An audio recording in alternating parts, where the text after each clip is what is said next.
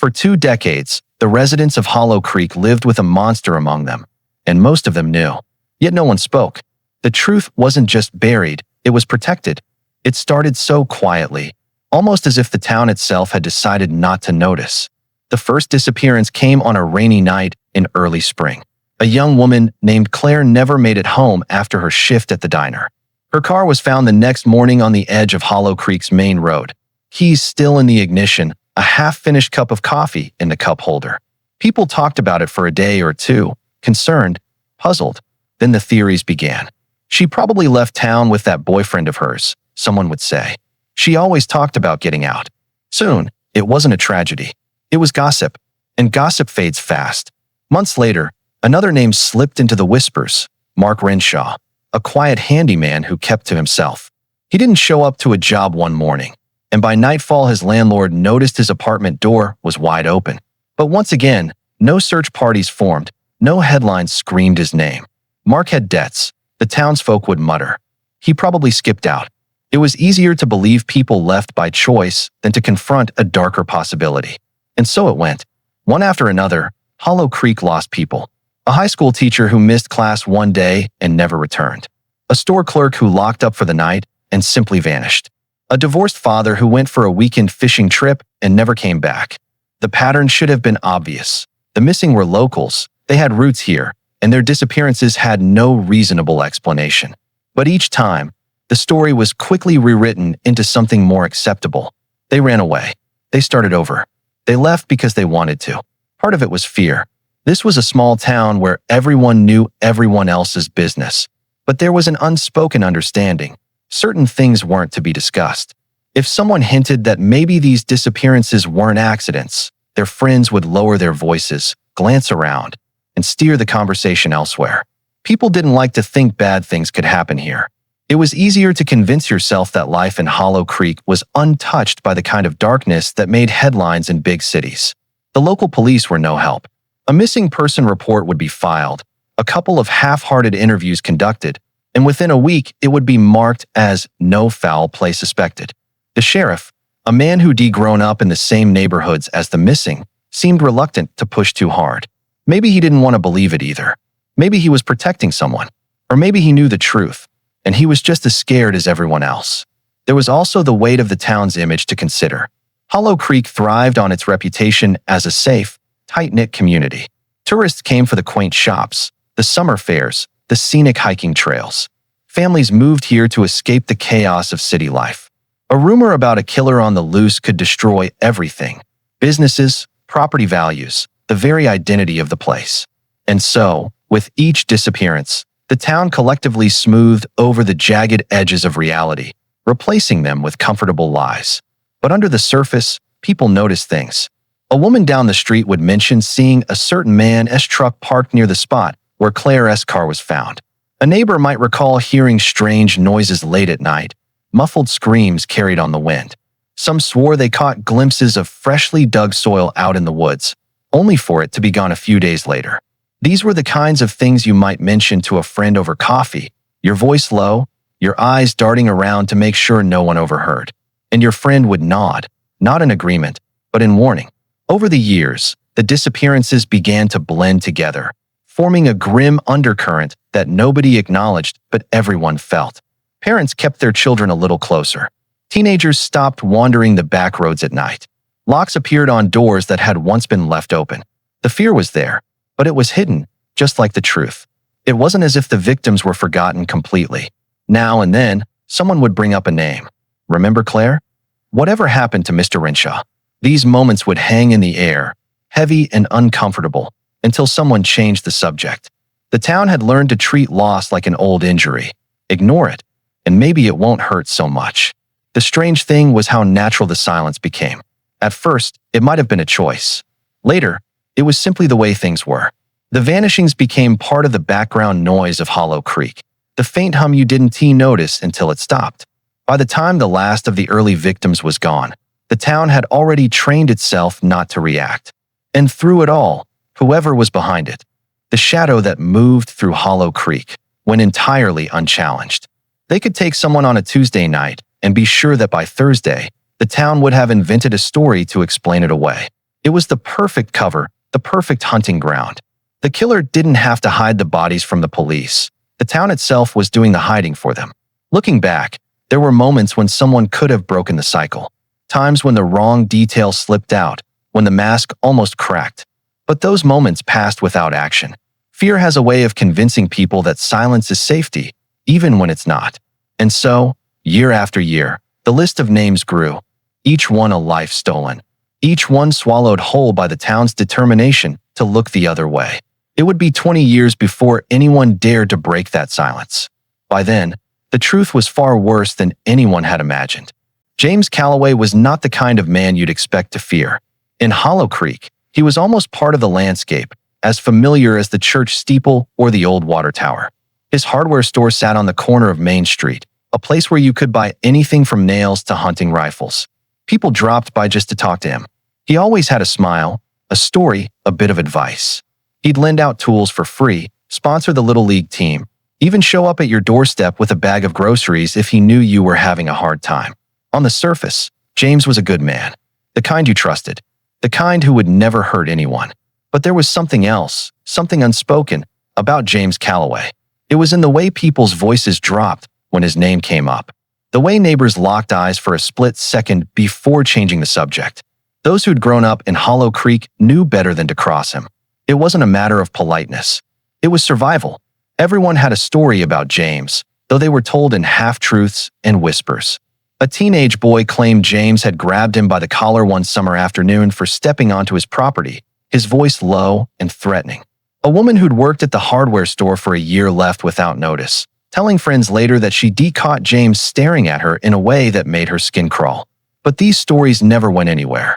They were passed around like warnings, never accusations. No one dared say the words out loud. James Calloway is dangerous. It wasn't just fear of him. It was fear of what happened to people who got in his way. There were rumors about a man who'd once confronted James over an unpaid debt.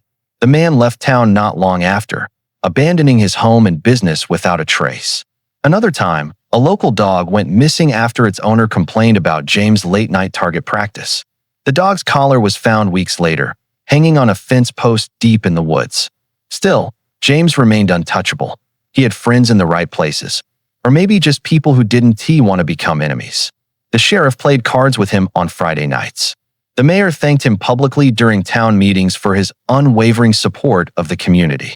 And for the townsfolk, these public displays made it easier to pretend James was harmless. After all, if the sheriff liked him, how bad could he be? He had a particular fondness for hunting, or so he said. Every few months, James would disappear for a weekend, returning with stories about camping in the mountains or tracking deer in the dense woods beyond Hollow Creek. He never came back with much meat, though, and people noticed that his trips didn't line up with hunting season. They noticed the deep scratches on his truck bed, the faint coppery smell that lingered long after he washed it.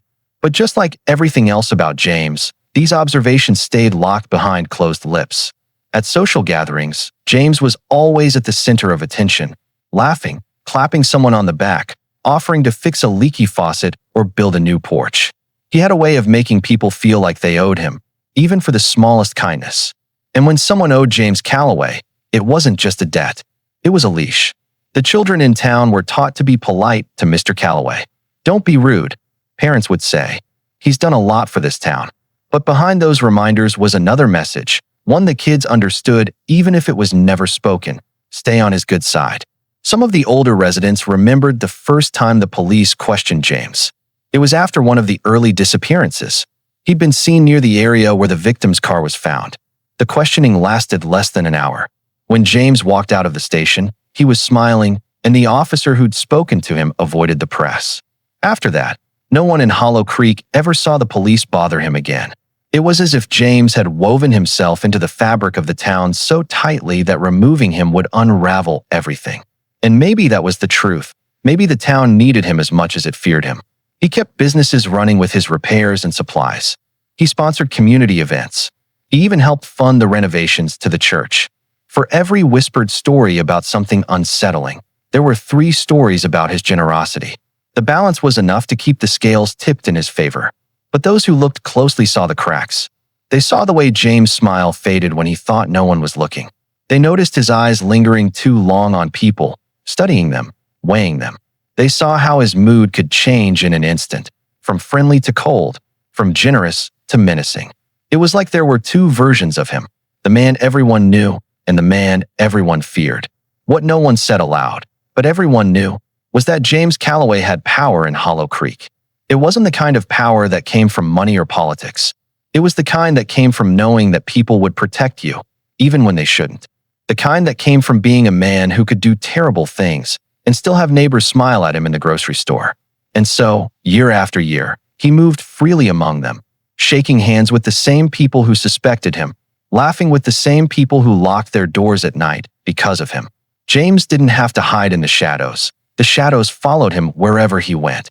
And as long as no one spoke the truth, he knew they always would. It was a stranger who finally shattered Hollow Creek's long-held silence. Someone who hadn't grown up with the unwritten rules. Someone who didn't know which questions were too dangerous to ask. Her name was Emily Hart, a freelance journalist with a stubborn streak and a fascination for cold cases.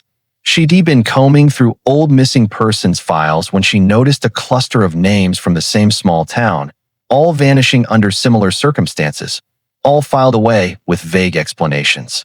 To Emily, it wasn't a coincidence. It was a pattern. She arrived on a gray autumn morning, the kind of day when the air feels heavy and the streets are quiet. At first, she was just another visitor, an out-of-towner passing through. She booked a room at the Hollow Creek Inn, ordered coffee at the diner, and started talking to people. Her questions were polite, careful at first. "Do you remember Claire Reynolds? What happened to Mark Renshaw?"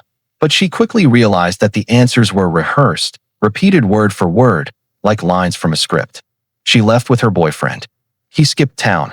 The more she heard these tidy explanations, the less she believed them. Emily began digging deeper. She spent hours at the local library, flipping through old newspapers, looking for inconsistencies. She visited the county archives to request police reports. That's when she noticed something strange.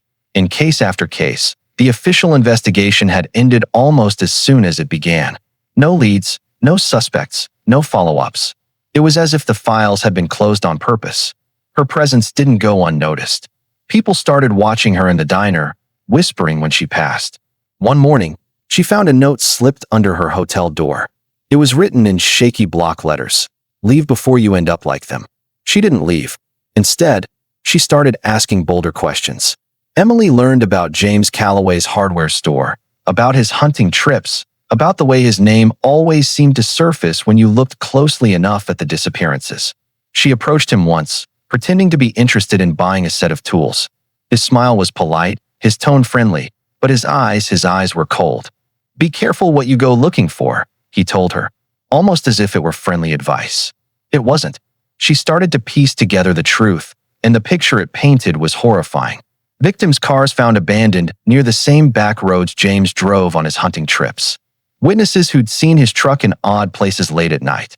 Property records showing he owned acres of remote woodland, far beyond what anyone needed for hunting. And, perhaps most telling of all, the way the local authorities always seemed to steer suspicion away from him. The more she uncovered, the more dangerous it became. One night, she returned to her hotel room to find her notes scattered across the floor, her laptop turned on even though she'd left it closed. There was no sign of forced entry. Another night, she thought she heard footsteps following her back from the library, the steady crunch of gravel just far enough behind to make her doubt herself. Then came the break she'd been waiting for. An elderly woman named Martha, who'd lived in Hollow Creek her whole life, called Emily in secret. She didn't give her name at first, only said, "I can't keep quiet anymore." They met in the woman's kitchen, blinds drawn, the kettle hissing on the stove. Martha told her about the night she'd seen James loading something heavy and wrapped in a tarp into the back of his truck. She'd told her husband at the time, but he'd warned her never to repeat it. "People who talk disappear," he'd said. For 20 years, she'd kept her mouth shut. Martha gave Emily the location, a section of woodland James used for hunting. The next morning, Emily hiked out there alone, her recorder in her pocket. The forest was silent except for the occasional creak of branches. She found a clearing with disturbed earth, patches of it sinking unevenly, as though something lay beneath.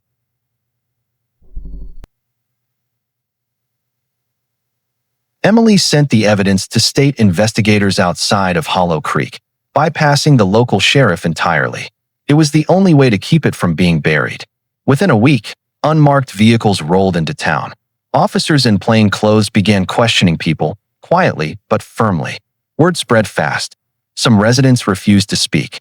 Others, perhaps sensing the end of James Calloway's grip, began to share stories they'd hidden for decades. When the arrest finally came, it was swift. James was taken from his store in broad daylight, his hands cuffed behind his back. For the first time, the town looked at him without the mask of friendliness.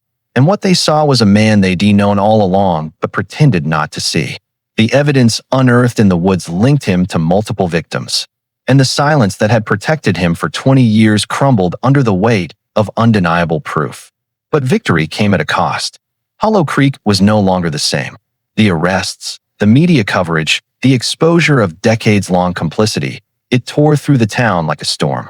Neighbors avoided each other's eyes.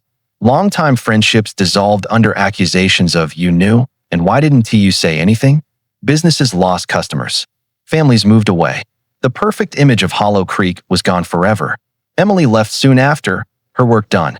She didn't stay to watch the trials or see the sentences handed down.